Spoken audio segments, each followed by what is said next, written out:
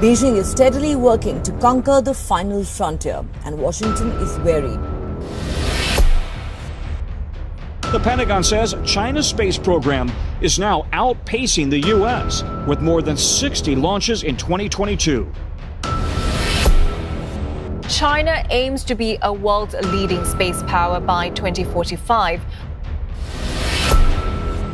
China has been excluded from the International Space Station since 2011, but China hasn't been bothered at all. The reason? The Chinese have their own space station. Now, the Tiangong is seen as an emblem of China's growing clout and confidence in its space endeavors. The Tiangong space station is the centerpiece of Beijing's ambitious space program.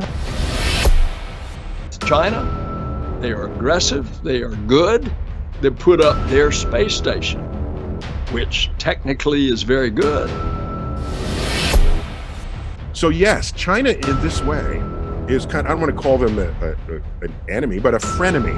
Competition stirs innovation as no other force operating.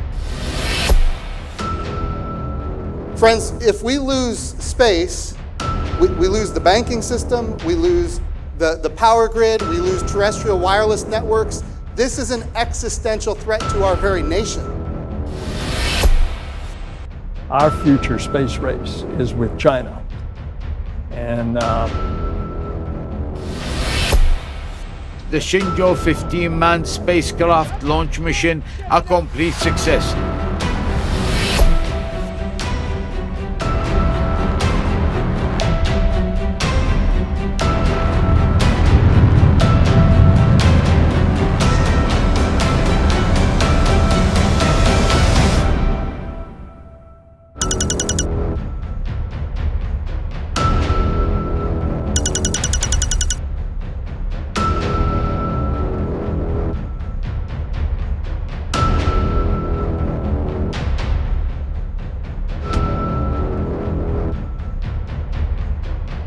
China is quickly becoming a space superpower. 8、7、6、5、4、3、2、1，点火！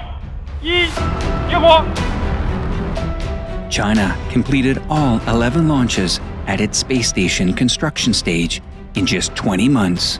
China's speed, precision, and reliability to always deliver its plans has taken many by surprise.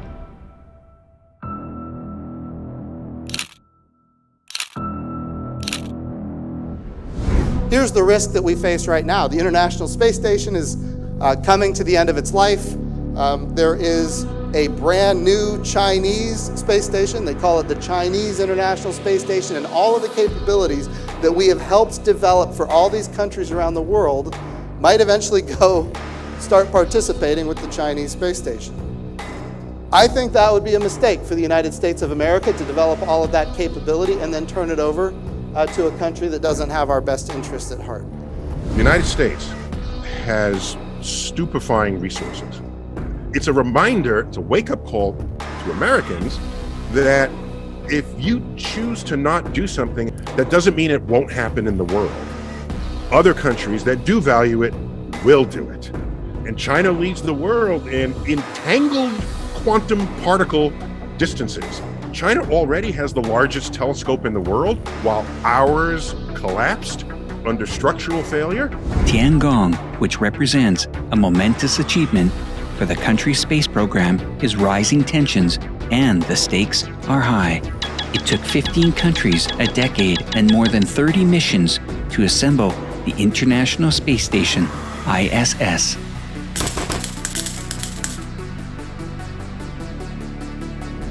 I visited China 20 years ago as part of a government, a commission, and we visited the offices of industry leaders and political leaders. I looked at their hands, and on their ring fingers were the graduation rings from MIT here in the United States, from Caltech. So these were American-trained engineers who were Chinese, American-trained, went back to China to start implementing some of the, and bringing to bear what role innovations in science and technology would play on the future of their economy. Other countries, their best and brightest would come to the United States and stay, okay, because we had opportunities. So, yes, and so one of the most impressive things to me about China is when they say they're going to do something, they do it. Yeah, we're going to build our own space. You didn't invite us to the International Space Station. We'll build our own space station. Sure enough, there it is. It is expected that Tiangong will outlast the aging ISS and could become the only permanent crewed outpost in orbit. Why is the space race so important to these countries?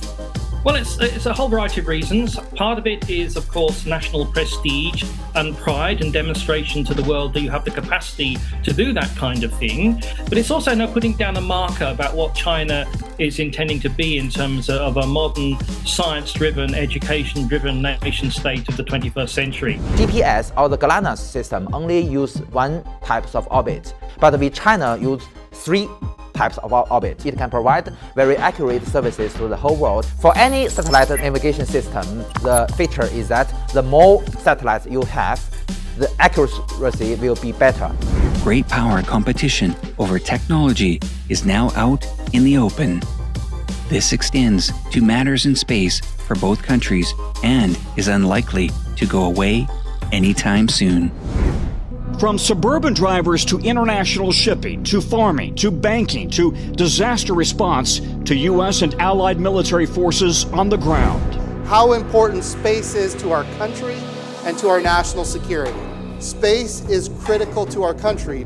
The way we communicate, the way we navigate, the way we produce food, the way we produce energy, the way we do disaster relief, the way we predict weather, national security and defense, over-the-horizon communications. Every banking transaction in this country is dependent on a timing signal from GPS. You got to regulate the flows of electricity on the power grid. It is dependent on a timing signal from GPS. We think about terrestrial wireless networks, our cell phones, dependent on a timing signal from GPS. And a lot of people don't think about that, but you know who does?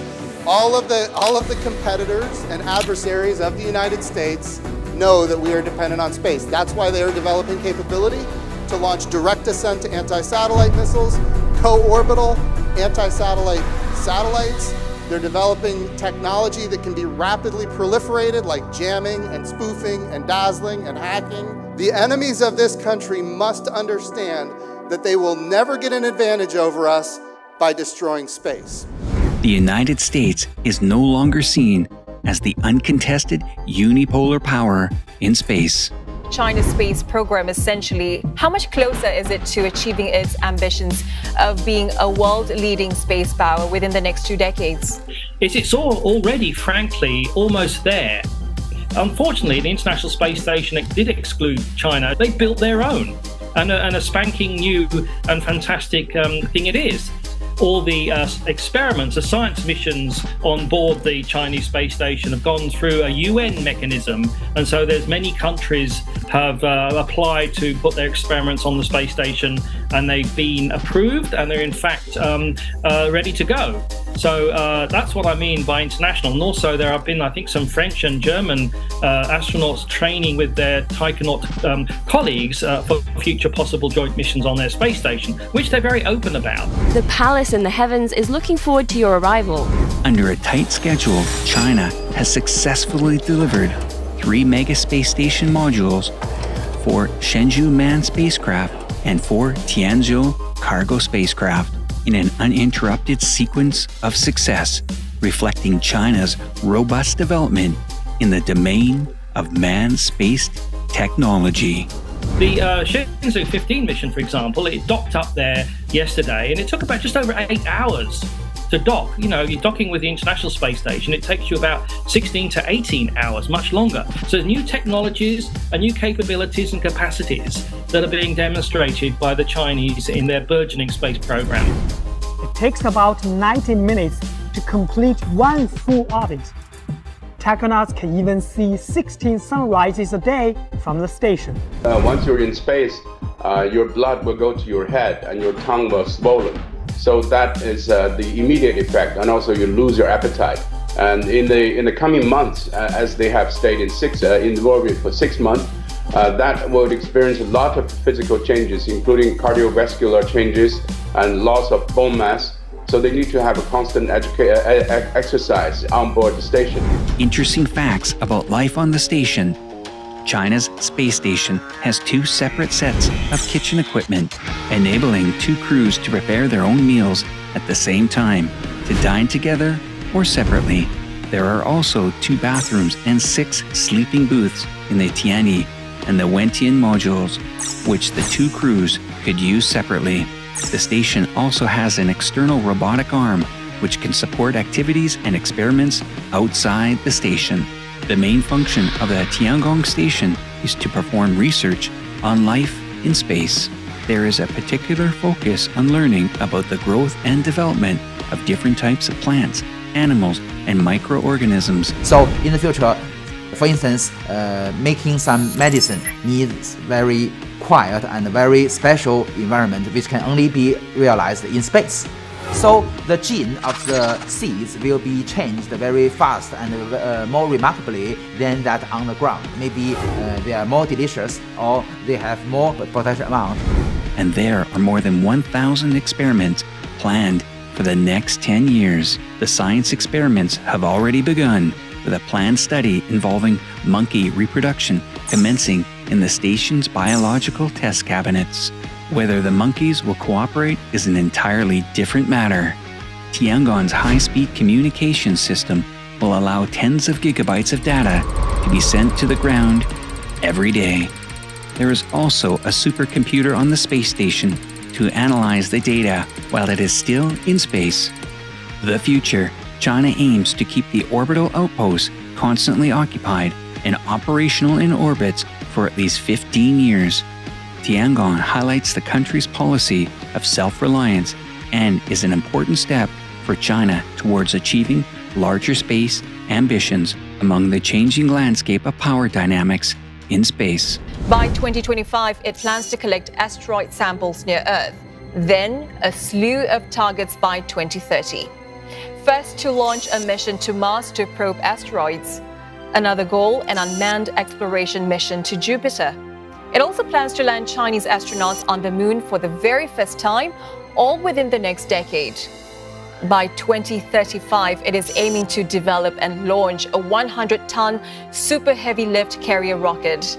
And 5 years after, we could see a nuclear-powered space shuttle that will enable resource exploration and asteroid mining. There is also the intention to construct a space-based solar power station. And China aims to be a world's leading space power by 2045, one that can carry out large-scale explorations on planets and comets in the solar system and send astronauts to Mars. While the US is tied to the dream of commercial space stations, but whether this space dream comes to fruition remains to be seen. In the latest geopolitical landscape, the United States government has cut funding to focus on other world geopolitical issues. If you've liked what you've seen in today's program, please leave a comment below. Thanks for watching Reportify Media.